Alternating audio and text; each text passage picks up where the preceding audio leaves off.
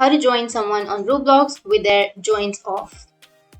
So if you want to join someone on Roblox with their joins off, then first you need to open up your Roblox and make sure to log into your account. Once you're on the Roblox, you can just simply go with the search and search for the person. Once you search for them, now you just need to simply click and open up their profile. And if their join is off, you should be able to know. And for you to be able to join them, what you can do is you want to head over to a web browser. So I'm using a Google Chrome browser. On this page, what you want to do is you just need to simply click on the three dots, which is here on the upper right, and then go with the extensions option. Go with extensions, go with manage extensions, and here you need to search for an extension of row searcher. And you can also go with Chrome Web Store. And here, once you open up your Chrome Web Store, you just need to simply go with the search extensions option and then go with an extension which is row searcher. Hit the enter, and here you will have that option. You just need to simply go with add to Chrome. I've already added that to Chrome. We go with add to Chrome, and once you added that to Chrome, you just have to refresh your feed. And once you're done refreshing, you just have to look for the same profile and you should be able to join them. So